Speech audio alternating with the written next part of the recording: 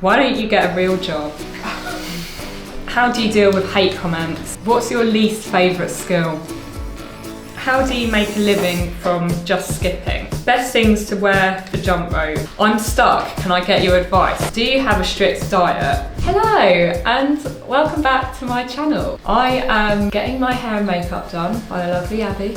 Yeah, I'm on a Fancy Feats shoot today. It's kicked off already. Becky's out there filming some skill tutorials. We've got Marco here today as well, doing some content for workouts and some tutorial bits as well. And yeah, it's my turn for hair and makeup. I've been compiling a list of common questions I get on all my channels, so I thought let's go through them all. Let's answer your most commonly asked questions. I get this one a lot. Why don't you release on both sides? Obviously I do. When I do the mic release, my release hand is my left hand and then I rotate with my right hand. That is quite common if you're right-handed, so typically whatever hand you're most dominant with, you will use that as your rotating hand. Your rotating hand is the most important hand. It needs the most strength and control, because actually when you catch, really, in theory, if you've done everything correctly with your rotating hand, then the handle will just come back to your hand. So should you learn skills on both sides? Yes, if you can. Does that include the mic release? I mean,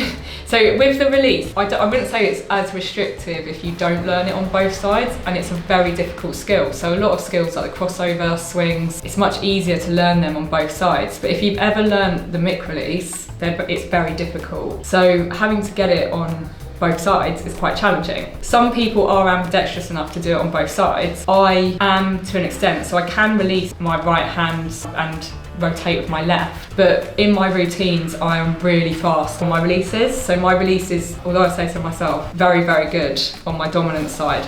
And for me to get to that same level on my left, bearing in mind a lot of people don't get to that level on their dominant side, would be very challenging. So I would basically be working very hard and spending hours practicing it on my non-dominant to probably still struggle to get it into a routine. And then in doing that, how many people realistically are going to notice? So like, is it actually going to impact my routines? Like, I choreograph all my routines, so it doesn't restrict me enough to make it worthwhile. So that's the truth. So I can do it to an extent. It's nowhere near as good as my good side, and it doesn't bother me enough to do anything about it. Why don't you do longer routines? So where do I start with this? Obviously I can jump for a long time. If I'm just freestyling and keeping it pretty simple and kind of just doing what comes naturally and kind of keeping it simple, then I can jump for a very long time. When I'm choreographing my routines, I'm thinking about the music and how it goes to the music. I'm cramming a lot of tricks into a short time so that it's engaging. And to do that for a really long routine, obviously it's possible, but it would take a long time to choreograph, and then it would take a lot of practice to get it down all the way through and not mess up. And to be honest, I think with some things as well, where I jump so fast in a lot of my routines, I'd actually have to go for like a slower pace as well overall. People do it. I mean, competitive jump rope, people do routines that are like 90 seconds, but there tends to be more stop and starting in it. And obviously they work on those routines literally for months. So it just wouldn't be sustainable for my content. Also, people have short attention spans. At the moment, it takes me up to an hour to choreograph and then get a routine down that could be like 15 to 20 seconds. If you multiply that by even 5, that's suddenly a lot more time required to get that. And I'd basically only be posting content like once a week, so it wouldn't be very consistent. You wouldn't see me very often. And as I said, I don't know whether people would watch as much because people lose interest quite quickly. The routine wouldn't be as engaging, and on social media with short form content, people have quite short attention spans. I'd put in a lot of work, I'd post less and potentially not get as much engagement, whereas by posting daily and shorter clips, it works basically for my channel. So I wouldn't change that, and I don't think I'd enjoy it as much because I enjoy going into a session and just working on something new, and that's the challenge. By the end of the session, I'm going to get a new routine down. It would kind of take the enjoyment away. I'm only on the second one. Why don't you use wire ropes? Wire ropes are great once you're proficient for speed and double unders and stuff like that when you're competing. But basically, if you're manipulating the rope at all, so if you're doing crossovers, if you're doing swings, anything like that, they're not suitable. And also if you're learning, they're not suitable because they go too fast. I can use a wire rope, so I'd use it for like maxing out double unders. I used it in a video recently when I did actually test my double under max. But yeah, otherwise PVC and beaded ropes, they're the best for what you see me doing. And even if your goal is to learn like double unders for CrossFit, for example, you should start on PVC or beaded ideally, and then progress to wire later. And you should still do your training with a beaded or PVC rope, and then when you use a wire rope, you'll absolutely fly. If you need a rope, I'll put the link in the description to all of mine. What's your least favourite skill? I mean, there is stuff that I haven't been interested enough to learn yet, but I think let's go with something that I can do, which I don't enjoy doing. I mean, it's probably going to be the TS. It's just so awkward, where you cross behind your back, basically. Rather than crossing with your hands in front of you, you're crossing behind the back. And so the timing is completely different as to when you're getting into that cross position. It's really difficult. With mobility and everything, it's tricky, because obviously you've got to cross far enough behind your back. A lot of people would agree with me on that one. That's an annoying skill, but it is quite cool when you do get it down. What's your favourite skill? It's probably, I think, like, gotta be a mic release. Like either the basic one, or if we're gonna talk about something a bit more creative, like mic release, the behind the back mic release 180. You release it behind your back, going backwards, and then you turn and catch it going forwards. I think that's quite a cool one. Actually, I haven't been doing it as much lately because I've been jumping indoors, so I feel like I need a bit more space. But now the weather's getting warmer, hopefully I'll get back out and do some releasey routines. Why don't you get a real job?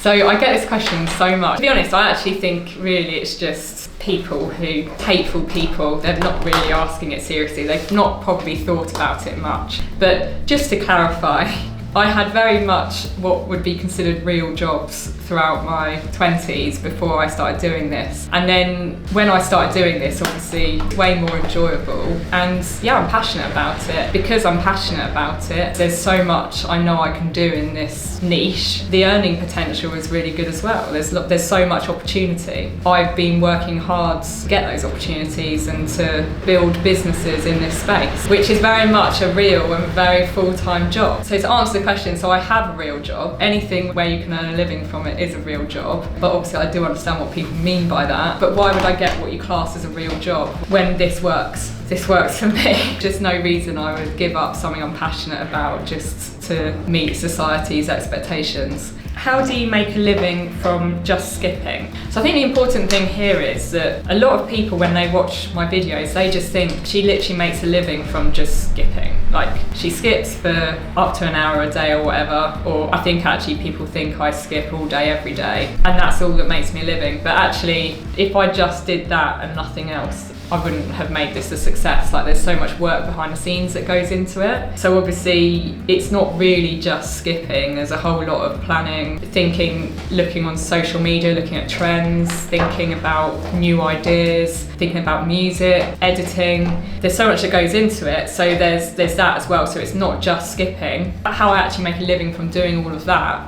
is through brand partnerships. I work with brands, have my own ropes, so make money from that. See, I have my app. I've very much made a decision though to purely just invest in that at the moment. Haven't taken a salary or dividends from that business yet. I could, but I want to aggressively grow that at the moment, so I'm reinvesting into development, which I'm very fortunate because I have all of the other things I do, I'm able to do that. Obviously YouTube, I monetize on there, and Facebook, I monetize on, and even Snapchat now actually. TikTok as well, anything longer they pay you for, anything over a minute at the moment. It's always changing, they move the goalposts. Yeah, Instagram doesn't pay me anything, but I'd say that Instagram probably brings me the most traffic, like my ropes, to my app, to things like that. So yeah, when someone sees me work with a brand, people often comment as if it's the first time I've worked with a brand, it's the first sponsorship I've got. But actually, because I work across so many different channels, I mean, firstly, I am choosy because I already make money from monetizing on socials, and also from my ropes is obviously a very solid partnership, and that just, I use my ropes all the time, so obviously it totally makes sense. I am quite picky about who I work with in terms of other brands, but also you might not always see it because I do it across lots of different platforms. So yeah, it kind of spreads out across the year and not too much, which I'm happy about. Like, I wouldn't want to do it too much. How do you deal with hate comments? I go through phases. So sometimes I'll have a really good day and I'll just literally see them and just laugh, and sometimes I'll just want to reply. They do bother me sometimes, it's inevitable. They are just ridiculous, so sometimes if I have something funny to say and witty, I will just respond on it, and actually it'll be good because it'll add more engagement to the post. Yeah, ultimately what I've realised is the better I'm doing, the more successful I am, and The more hate you get. the more hate I'm getting. And that I go through quiet times where my posts, you know, it happens all the time. Like, I go through a phase where things aren't kind of popping off as much as usual, and I literally won't get as much hate. As soon as things pop off, the hate comes in, and it's just so clear that the better you're doing, the more people you're reaching, the more people that will hate. And ultimately, it's always a reflection of them, it's never about you. Yeah, I was going to say, why do you think they do it? Yeah, it's always the accounts which they're often faceless, or they have another picture as the profile picture, so it's like, well, you're clearly someone that's not confident yourself, like, you can tell it's like a projection. I kind of pity them, really, because like if you don't enjoy watching my videos, so some people are like, boring, like same thing every time. Well, don't watch it. I remember actually, because I don't know if they do it anymore, but Facebook used to give people a badge for being a top fan, and it used to be like a public thing, and this guy would always write a hate comment, and then he actually got a top fan badge. So all his hate comments had his name and then top fan next to it, and he was like writing, it's like, well, yeah, you are a top fan because you comment every time.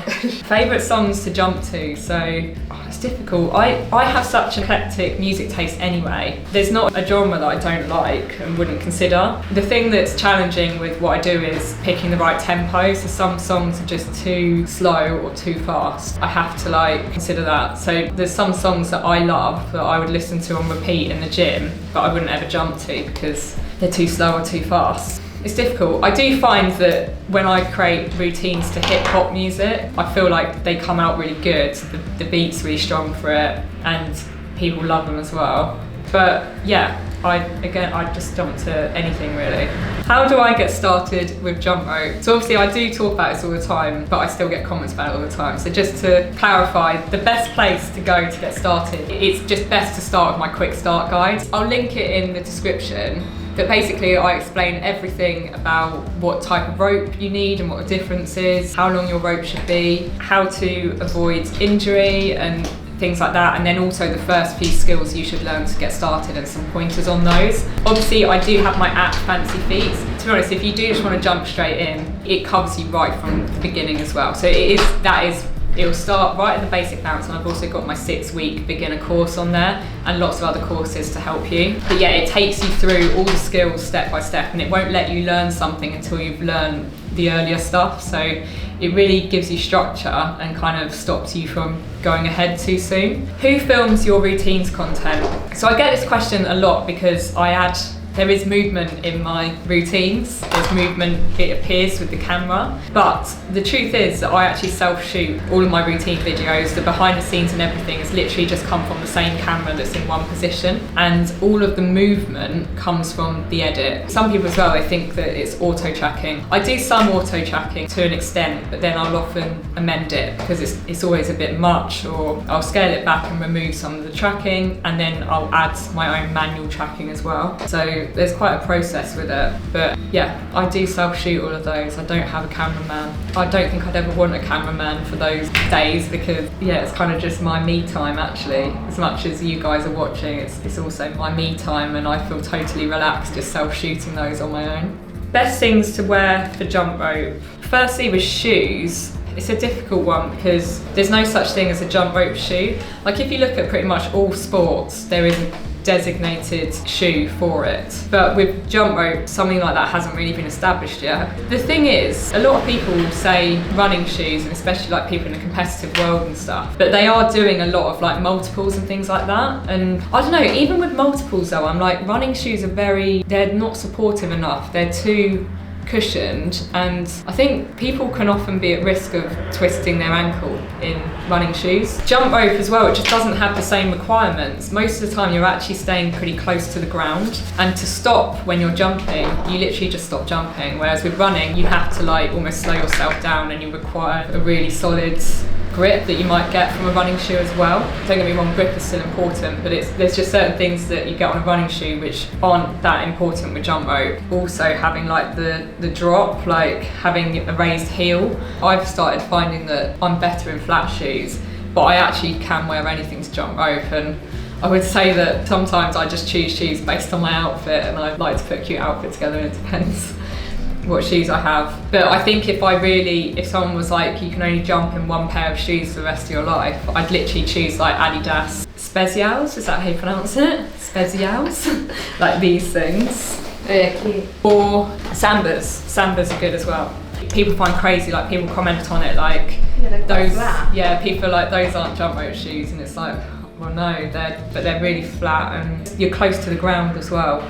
You've got that control. And actually, another shoe that is pretty good actually is Nike Metcon Frees. They're good because they've got some things that you get on a running shoe, but they're still supportive. You wouldn't actually want to run in a Metcon Free. They're more of a training shoe, but they're kind of well, you wouldn't want to just solely run. You might do running as part of your workout, but they kind of cover it all kind of shoe, and I find they're quite good for jump rope as well. Active wear wise, I'd say what you're comfortable in. I mean, I think it does help to be in tighter clothes. It's much easier, it's not going to interfere with the rope or anything like that. Even with some crossing skills like the EB and things, and the TS like I talked about earlier, and even crossovers.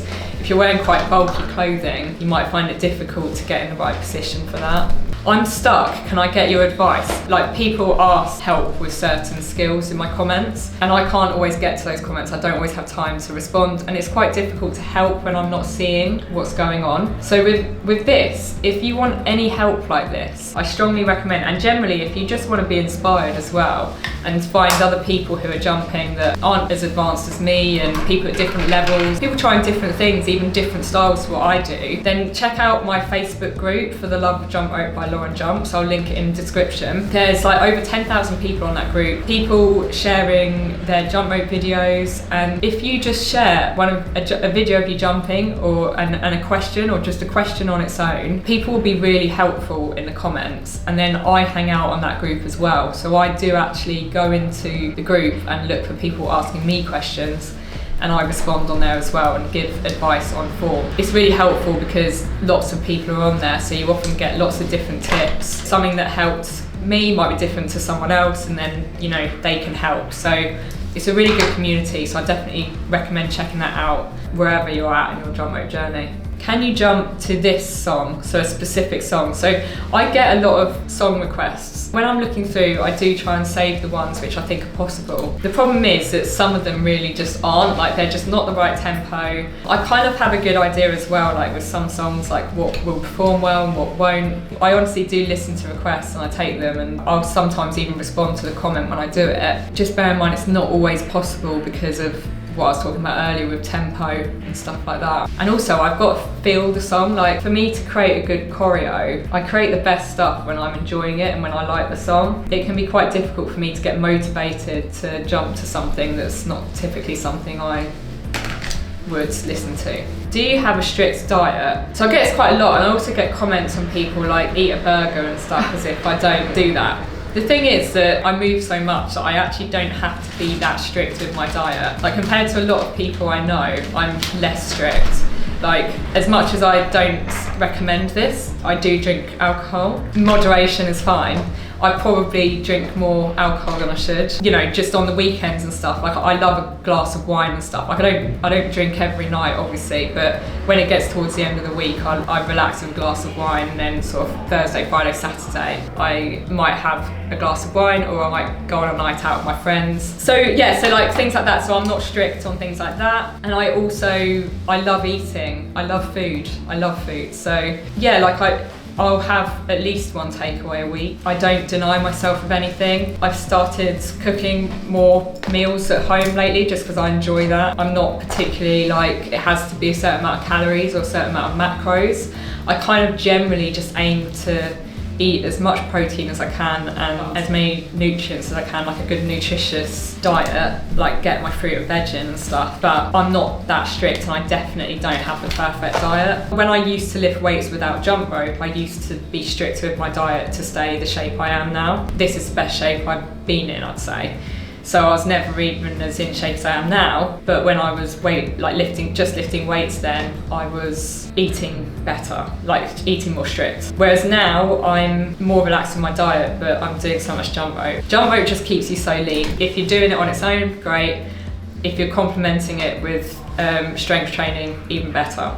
The longest time it's taken me to learn a skill, it's got to be like the mic release, because I think people message me about the release, say they're stuck on it, and I'm like, how long have you been trying? They're like, I've been trying for 2 sessions. It really is something you have to chip away at, and you've got to work through all the drills. Like I go through them on my app, you've got to work through those drills bit by bit. Yeah, and I think people with the mic release, they just think, because when you're learning lots of skills in jump rope, you can make a lot of progress quite quickly just in one session. So when you learn the crossover for the first time, it's quite likely that you will get one good one. Even if it's one good one, you'll get it in that session. Whereas the mic release isn't like that. It can take you multiple sessions of practice to get even close to a good catch. So yeah, so the mic release it's got to be the longest skill. But once you learn that, you can translate that to other release skills as well and learn those quicker because you've got the solid form of your release. How long do routines take? When you see my behind the scenes videos, that's one session. I start by choreographing the routine and then I get it down. Choreographing the routine, because it depends, because sometimes I do quite a bit longer routines and sometimes shorter. And sometimes I'm just not in the right creative headspace and it just takes me longer. But generally speaking, my routines will take no more than half an hour to choreograph, maybe even 40 minutes occasionally. But generally speaking, it's usually like 20 minutes to half an hour to choreograph a routine. And depending on how difficult it is, it can take up to like another 20 minutes to actually get it down. So quite often my sessions are like 45 minutes. And there are times where it takes me even longer to get a routine down, and that's quite frustrating. It's very rare that a whole session will be over an hour. So those videos you see me creating, it's taken me from like idea to performing it like less than an hour. But that is all the questions that I sort of could find that you guys have been asking lately. So hopefully if there's anything that you've been wondering about, hopefully I've covered it in this video. But let me know in the comments if there's anything I missed, and yeah, let me know if anything surprised you and if you want to see more videos like this. As I said, if you want to get started with jump rope, my free guide is linked in the description, and I will see you in my next video. That's a wrap, innit? Turn that off and then we can catch up. Yeah, of course, honey. Yeah. We just get this one in and then we can.